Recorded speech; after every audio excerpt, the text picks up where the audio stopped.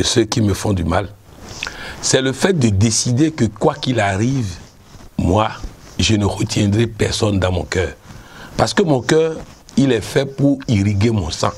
Alors si je garde quelqu'un dedans, il va empêcher moi, mon sang, d'être irrigué, d'être nettoyé, d'être purifié. Je ne veux pas payer des frais de consultation à un cardiologue. Donc, je pardonne.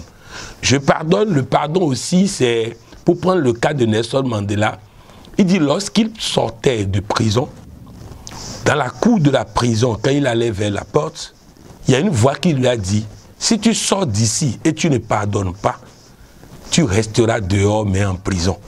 Parce que c'est une prison, le fait de ne pas pardonner. Donc pardonner, c'est se libérer. Pardonner, c'est laisser venir à moi mes bénédictions. Pardonner, c'est laisser venir à moi ma santé. Pardonner, c'est laisser venir à moi l'amour de Dieu, l'énergie de Dieu, la grâce de Dieu. En tout cas, pardonner, c'est le contraire de s'emprisonner, de se rendre malade, de se pourrir la vie. Et c'est très dangereux. Pourquoi pardonner?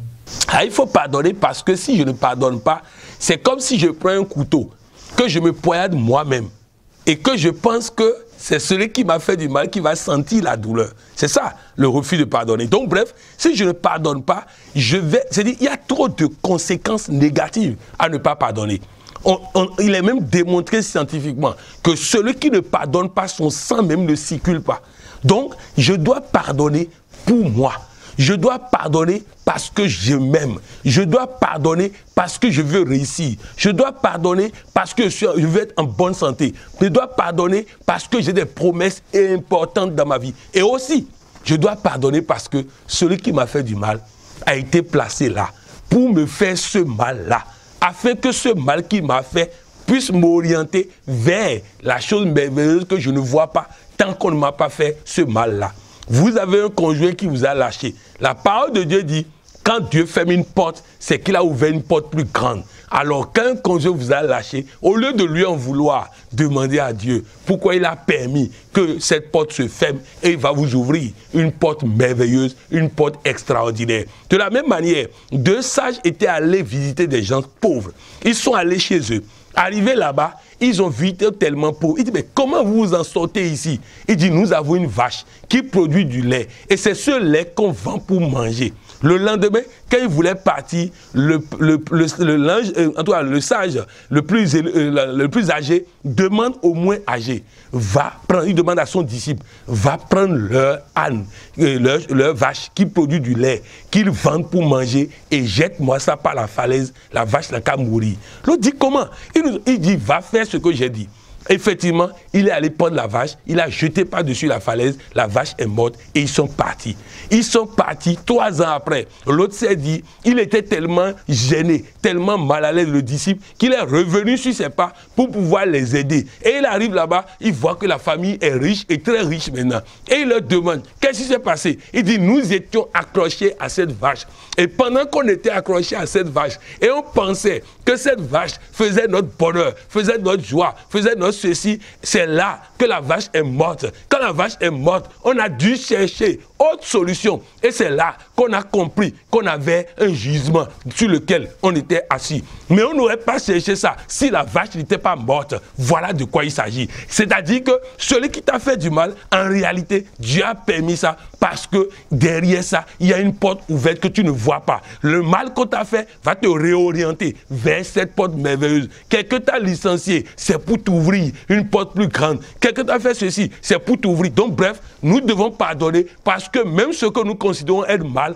peut ne pas être un mal. Ce que nous considérons comme un problème peut ne pas être un problème. Rappelez-vous, en Égypte, Dieu dit à Moïse, va demander telle chose à Pharaon. Mais moi-même Dieu, je vais durcir le cœur de Pharaon pour dire non, afin que ma gloire se manifeste. Pour dire non, ça veut dire que la souffrance qu'ils sont en train de subir, c'est Dieu qui a voulu ça pour que leur bénédiction soit plus grande. Surtout, retenez ceci.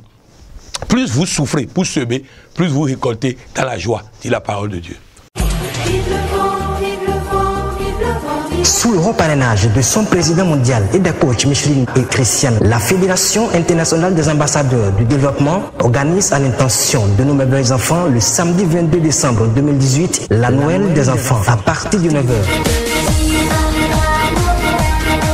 programme, des jeux concours, ballet, sketch, English thème, une géante séance de coaching avec l'inégalable coach Patrick Tamampoyon et la remise de cadeaux aux enfants par le Père Noël.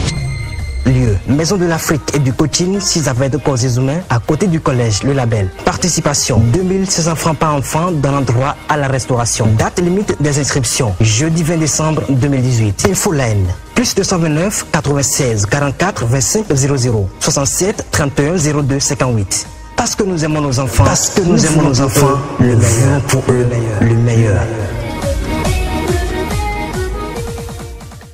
Quelques manifestations du pardon. Ah, déjà, je peux donner le témoignage puissant de ce monsieur qui a gardé son patron qu'il a licencié dans son cœur pendant près de 7 ans.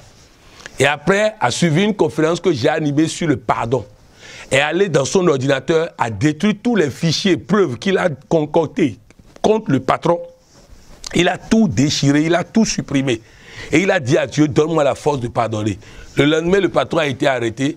Et quelques jours après, il a été dédommagé de plusieurs dizaines de millions pour licenciement abusif. Donc, il n'aurait pas eu cette possibilité s'il n'a pas pardonné. Il n'aurait pas. Depuis 7 ans, Dieu veut combattre pour lui. Il dit, toi, garde le silence. Moi, je combats pour toi. Et depuis 7 ans, Dieu a de l'argent pour lui. Dieu a la sanction de l'autre. Mais Dieu attend que lui, il pardonne d'abord. Nous avons une autre dame. Elle ne pardonnait pas son mari parce que quand le mari a pris la retraite, le mari dit qu'il ne peut plus contribuer au repas à la maison. Et pendant près de 2 ans, il ne parle pas à son mari, ils ne font pas l'amour, ils ne font rien.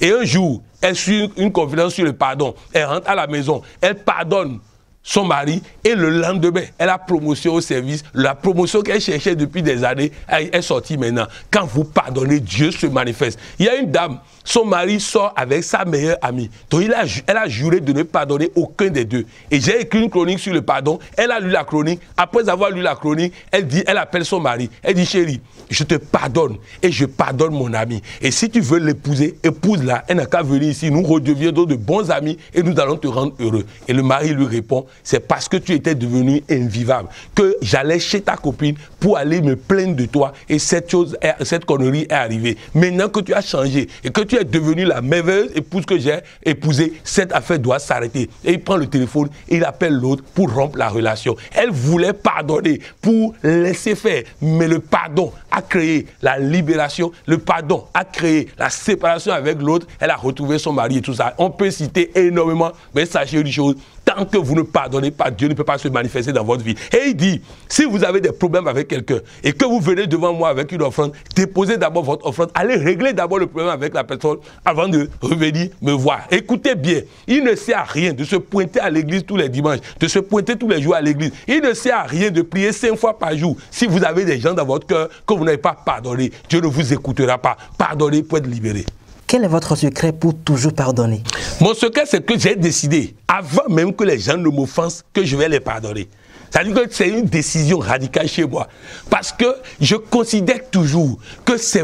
Vous avez vu tout à l'heure, dans la chronique d'hier, nous avons vu l'apitoiement sur soi. C'est-à-dire que je ne suis pas dans l'apitoiement sur soi. C'est-à-dire que si quelqu'un m'a giflé, ça veut dire qu'en regardant mon visage, il a vu une personne qu'on peut gifler. La prochaine fois, il ne pourra pas me gifler parce que je travaillerai à corriger ça. Ce n'est pas sa faute s'il m'a giflé, c'est parce que mon visage permettait de me gifler qu'il m'a giflé. C'est comme ça que je fonctionne, c'est comme ça que j'avance, c'est comme ça que je gagne. Lorsqu'on me confie un élève qui ne travaille pas en classe, ce n'est pas sa faute, c'est ma faute. Quel que soit ce qu'il a fait pour ne pas travailler, ça veut dire que moi, je n'ai pas fait l'accompagnement nécessaire pour donner envie à cet enfant de travailler. Donc, c'est mon secret. Je ne considère pas ce que les autres font comme une offense à moi. Je considère que c'est à mon niveau que quelque chose s'est passé et qui a permis ça. Votre mot de fin? Ah, mon mot de fin, c'est de dire à tous ceux qui m'écoutent, je vous supplie de pardonner. Je vous supplie de pardonner. Vous savez, je suis chrétien, mais il y a une fête des musulmans, je crois Tabaski ou Ramadan, qui est une fête du pardon.